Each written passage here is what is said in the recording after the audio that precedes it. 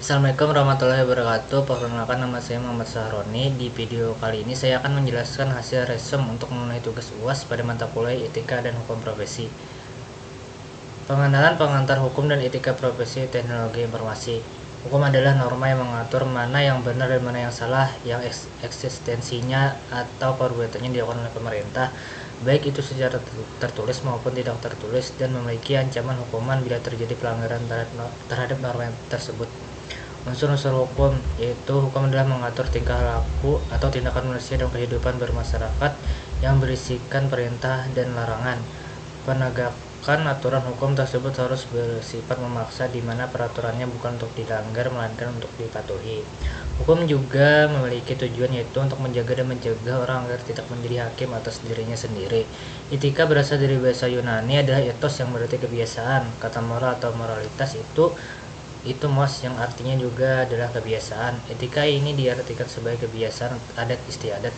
Keduanya sama-sama sebagai sistem tentang bagaimana orang atau manusia harus hidup sesuai dengan kebiasaan dan adat istiadat.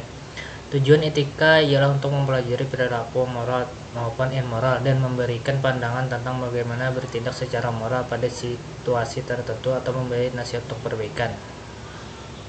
Profesi adalah suatu moral atau community masar moral yang memiliki cita-cita dan nilai bersama.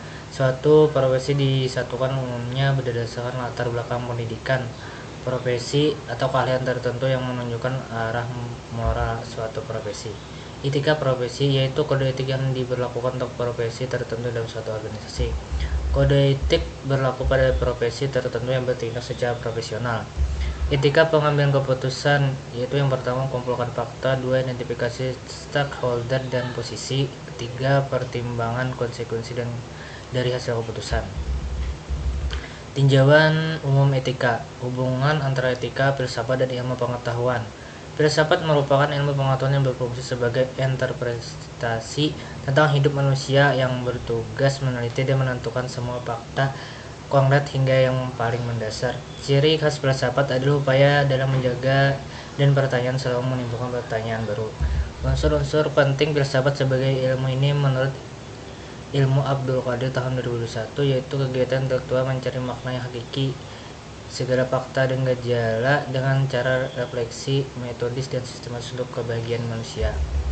Hubungan antara etika, moral, dan hukum. Moral berasal dari bahasa Latin ataupun disebut dengan mos yang berarti adat kebiasaan.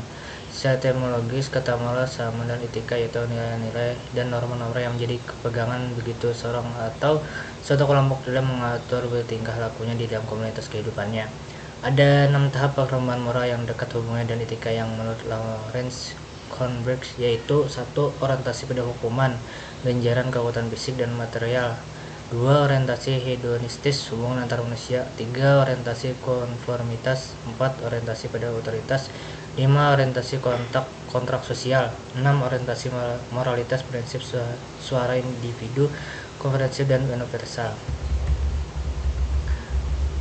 Selanjutnya, etika komputer. Pengertian hukum dan etika profesi teknologi informasi serta penerapannya dalam kehidupan ada 2 sejarah dan perkembangannya. Kemudian isu pokok tentang etika komputer, kita masuk pada sejarah dan perkembangannya. Jadi di sini etika komputer atau informasi. Etika komputer atau informasi. Etika komputer dalam pandangannya, etika komputer adalah analisis mengenai hakikat dan dampak sosial teknologi komputer secara formulasi dan justifikasi yang berkaitan dengan kebijakan untuk penggunaan teknologi secara etis. Pekerjaan, profesi, dan profesional. Menurut Abdul Qadir Muhammad mengklasifikasikan kebutuhan manusia sebagai berikut, yaitu kebutuhan ekonomi, kebutuhan psikis, kebutuhan biologis, dan kebutuhan pekerjaan. Profesi merupakan bagian dari pekerjaan, tetapi tidak semua pekerjaan adalah profesi. Seorang dikatakan profesional jika memiliki sikap tanggung jawab, berpikir sistematis, memiliki penguasaan materi, memiliki komitmen yang tinggi, dan menjadi bagian masyarakat profesional. Profesi di bidang teknologi informasi. 1. Bidang perangkat lunak. 2. Bidang perangkat keras. 3. Bidang operasional sistem informasi. Karakteristik profesi teknologi informasi terbagi menjadi 2, yaitu kompetensi dan tanggung jawab. Peranata komputer yaitu beberapa penjelasan tentang peranata komputer ini sebagai berikut. Pengangkatan pegawai negeri sipil dalam jabatan peranata komputer ini ditetapkan oleh Menteri, Jaksa Agung, Pimpinan Kesekretariatan, lembaga tinggi atau tinggi negara, pimpinan lembaga pemerintah non-departemen, dan juga gubernur kepala daerah tingkat 1. Sini ada tingkatan pekerjaan yaitu 1. Supervise terbimbing, 2. Moderatif supervise media tugas kecil, 3. Independen atau managing mandiri. Ancaman dan kasus kejahatan elektronik. Cybercrime sama dengan computer crime yang berarti kejahatan di bidang komputer secara umum dapat diartikan sebagai penggunaan komputer secara ilegal. Cybercrime dapat didefinisikan sebagai perbuatan melawan hukum yang dilakukan dengan menggunakan internet yang berbasis pada kecanggihan teknologi komputer dan telekomunikasi.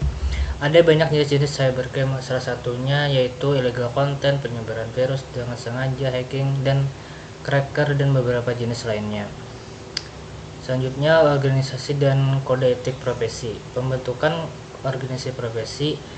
Tujuan umumnya dari sebuah profesi adalah memenuhi tanggung jawabnya dengan standar profesionalisme tinggi sesuai dengan bidangnya, mencapai tingkat kinerja yang tinggi dengan orientasi kepada kepentingan publik.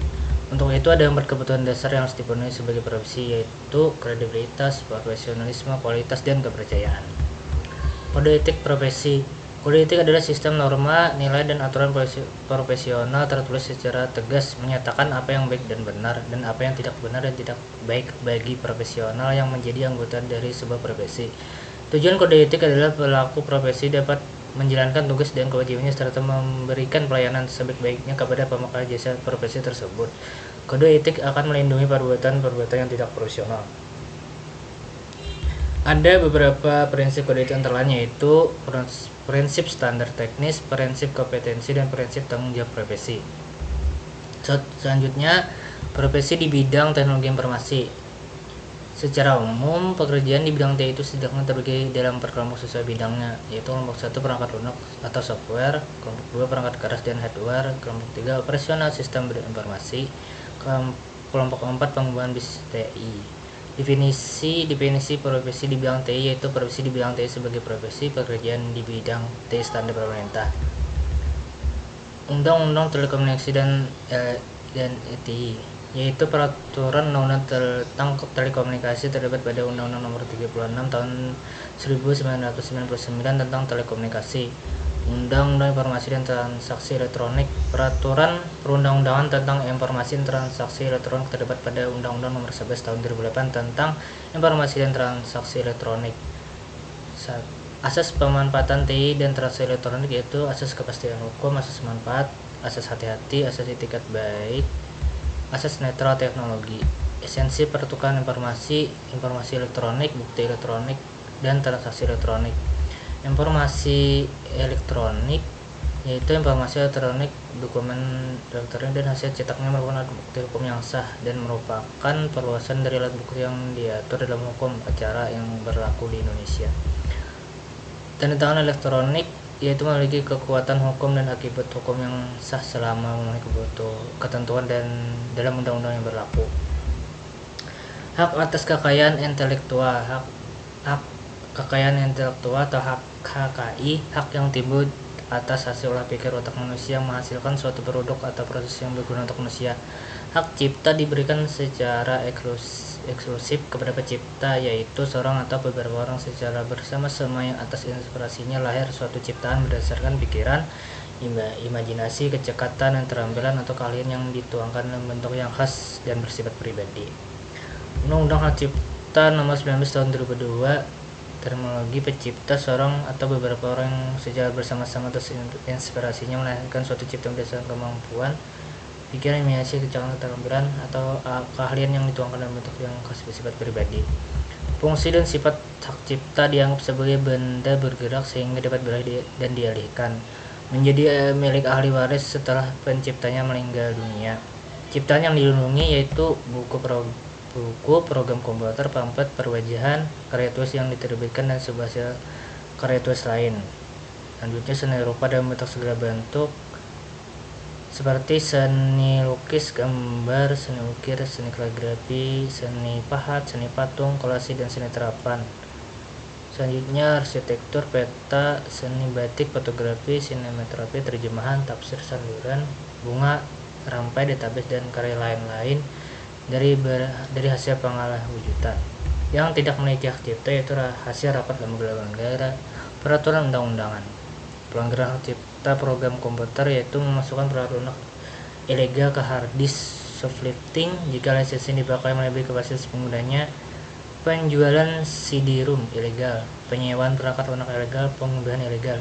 Upaya mengatasi pelanggaran hak cipta program komputer yaitu membangun budaya masyarakat untuk menghargai hasil karya orang lain. Semua pihak terkait, pemerintah dan masyarakat, sepakat untuk bersama-sama memerangi pembajakan terhadap karya-karya intelektual karena merugikan negara dan masyarakat sendiri. Alternatif penggunaan lisensi open source. Selanjutnya, pendirian bisnis di bidang teknologi informasi. Bagaimana mendirikan usaha? Hal-hal yang perlu diperhatikan saat memulai usaha. 1. Alasan memulai usaha. 2. Bidang usaha. 3. Jenis badan usaha. 4. Jenis izin usaha. 5. Proses pendirian badan usaha. Selanjutnya, meningkatkan profesionalisme di bidang teknologi informasi. Peningkatan profesionalisme. Beberapa faktor penyebab rendahnya profesionalisme pekerja di bidang TI. Salah satunya masih banyak pekerja di bidang TI yang tidak menekuni profesinya secara total atau sekadar sambilan. Adanya konsep yang jelas dan terdefinisi tentang norma dan etika profesi pekerja di bidang TI. Masih belum ada organisasi profesional yang menangani para profesional di bidang TI. Alasan pentingnya sertifikasi untuk profesional di bidang TI yaitu profesi di bidang TI merupakan penjual jasa dan bisnis di mana jasa bersifat kepercayaan. Makin kuat jika bukti keahlian seorang di bidang TI dapat ditunjukkan melalui sertifikasi yang dikeluarkan oleh lembaga sertifikat yang bertaraf internasional.